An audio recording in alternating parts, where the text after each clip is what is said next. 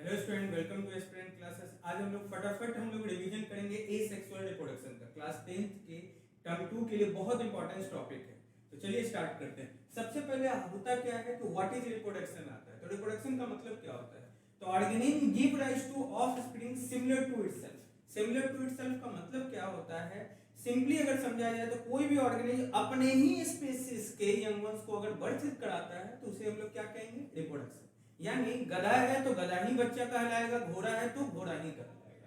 ठीक, नेक्स्ट आते हैं कि रिप्रोडक्शन हम लोग का दो तरह का होता है, एक एसेक्सुअल रिप्रोडक्शन और दूसरा sexual reproduction. Asexual reproduction means जहां सिंगल पेरेंट इन्वॉल्व होंगे। सेक्सुअल रिप्रोडक्शन मींस जहां पे बोथ पेरेंट्स इन्वॉल्व होंगे, मींस फादर और मदर, मेल एंड फीमेल दोनों इन्वॉल्व होंगे। दूसरे एसेक्सुअल रिप्रोडक्शन में आपका जाइगोट इन्वॉल्व नहीं होता, मींस गैमेट का इन्वॉल्वमेंट नहीं होता। सेक्सुअल रिप्रोडक्शन में जाइगोट का इन्वॉल्वमेंट होगा। एसेक्सुअल रिप्रोडक्शन में आपका क्लोन बनते हैं, सेक्सुअल रिप्रोडक्शन में वेरिएशंस आते हैं। तो चलिए हम लोग स्टार्ट करते हैं एसेक्सुअल रिप्रोडक्शन। अब एसेक्सुअल रिप्रोडक्शन में सबसे पहले आता है, उसे क्या कहेंगे? फिजन। फिजन का मतलब क्या होता है? फिजन दो तरह का होगा, एक बाइनरी फिजन और एक मल्टीपल फिजन।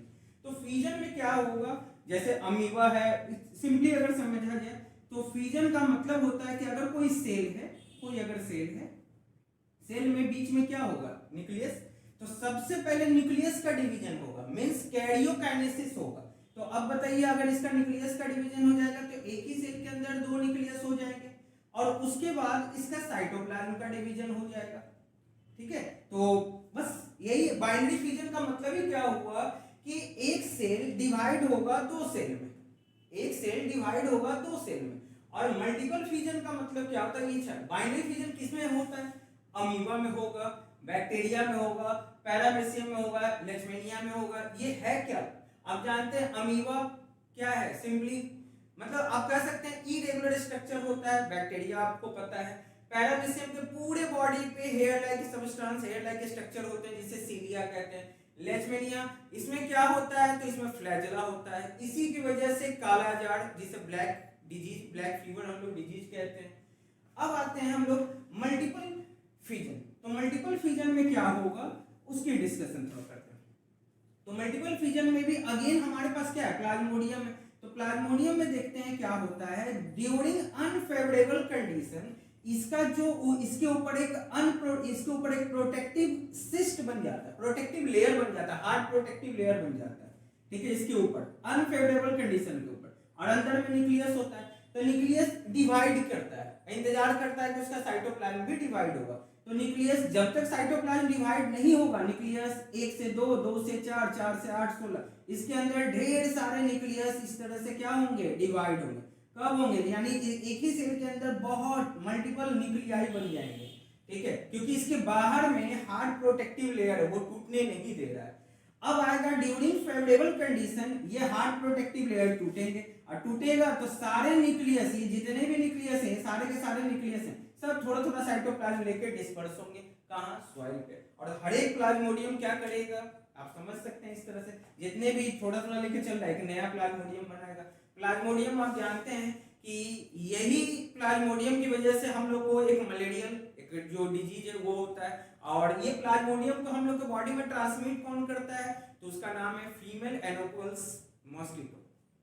नेक्स्ट आते हैं क्या एसेक्सुअल रिप्रोडक्शन में, दैट इज बर्डिंग। बर्डिंग में क्या होगा? हाइड्रा और ईस्ट। आपको एग्जांपल सारे याद रखने की, हाइड्रा और ईस्ट। हाइड्रा क्या है? मल्टी सेलुलर एनिमल्स, जबकि ईस्ट क्या है? Unicellular non grain plants.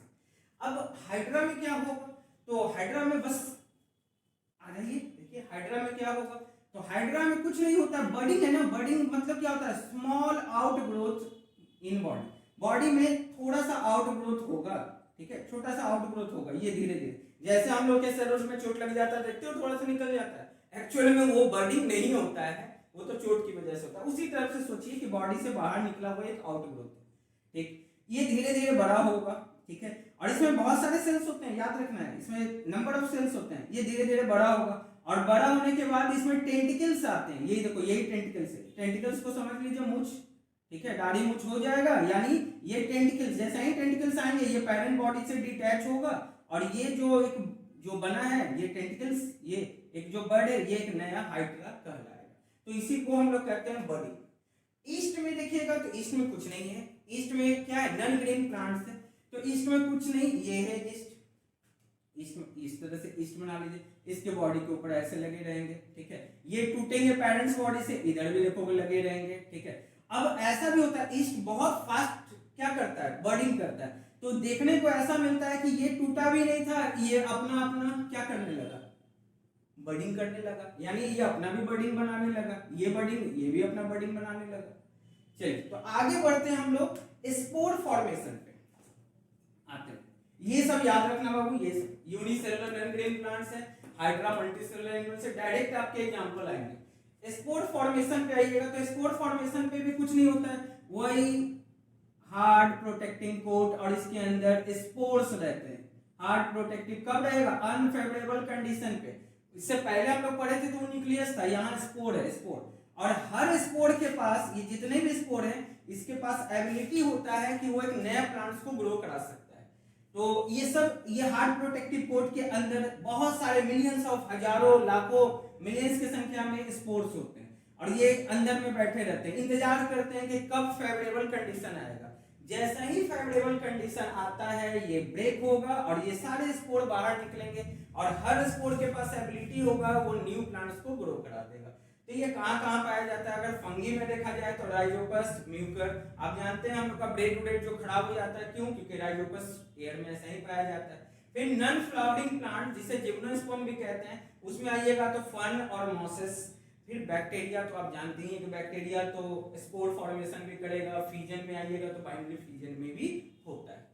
अब आते हैं नेक्स्ट, अगर हम लोग के पास आएंगे तो वो क्या आता है, रीजेनरेशन, ठीक है। तो एसेक्सुअल का नेक्स्ट टाइप आप जान रहे हैं, कितना पढ़ चुके हैं, एक binary fission, second is budding, third is spore formation, fourth is regeneration, fifth is fragmentation और सिक्स्थ इज वेजिटेटिव प्रोपगेशन। तो चलिए अब next one is regeneration. Regeneration का मतलब क्या होता है कि बॉडी अगर किसी कारण से, किसी भी एक्सीडेंट या किसी भी इंसिडेंट की वजह से अगर बॉडी टूटता है, जितने पार्ट में टूटेगा, अगर 2 पार्ट में टूट रहा है, 3 पार्ट में टूट रहा है, 4 पार्ट में टूट रहा है, जितने पार्ट में टूटेगा, हर एक टूटा हुआ पार्ट एक नया बॉडी का फॉर्मेशन कर देगा। तो वो किसमें पाया जाता है, हाइड्रा और प्लैनेरिया। प्लैनेरिया में बहुत ज्यादा रीजनरेशन होता है, बहुत ज्यादा। हाइड्रा तो आप देख रहे हैं कि हाइड्रा तो बडिंग भी कर रहा है, दूसरा मेथड भी रखे हुए। प्लैनेरिया के पास बहुत ज्यादा, इसी को प्लेटफॉर्म भी करते हैं। आप सोच नहीं सकते हैं कि प्लैनेरिया जितने पार्ट में टूटेगा, हर एक पार्ट एक नया प्लैनेरिया बनेगा, ठीक है। Next is fragmentation. तो फ्रेगमेंटेशन में क्या होता है, जब देखो फ्रेगमेंटेशन का मतलब होता है टुकड़ा, तो ये टुकड़े टुकड़े कब होंगे, जब मैच्योर होगा। बिना मैच्योर हुए नहीं ये टुकड़ा होगा। ये किसमें दिखता है, स्पाइरोगायरा एंड सी एनेमोन में। स्पाइरोगायरा को देखिएगा, जब वो पूरी तरह से मैच्योर होगा तो वो अपने बॉडी को तोड़ता है, ब्रेक करता है, और हर एक टूटा हुआ पार्ट क्या करेगा, एक नए स्पाइरोगायरा को जन्म देगा, ठीक है। नेक्स्ट आते हैं वेजिटेटिव प्रोपागेशन। देखिए वेजिटेटिव प्रोपागेशन का मतलब क्या होता है कि ये प्लांट्स के लिए है पहली बात तो, और प्लांट्स के लिए क्या है आप जानते हैं, आगे पढ़ेंगे कि प्लांट में सेक्सुअल रिप्रोडक्शन होता है। तो प्लांट में सेक्सुअल रिप्रोडक्शन के लिए बना क्या है, फ्लावर है। उसमें आइएगा तो उसमें हम लोग पढ़ेंगे कि एंथर होता है, कार्पेल होता है, ये सारा चीज हम लोग पढ़ेंगे, ठीक है। तो सेक्सुअल रिप्रोडक्शन की बात नहीं करेंगे, एसेक्सुअल रिप्रोडक्शन की बात करेंगे।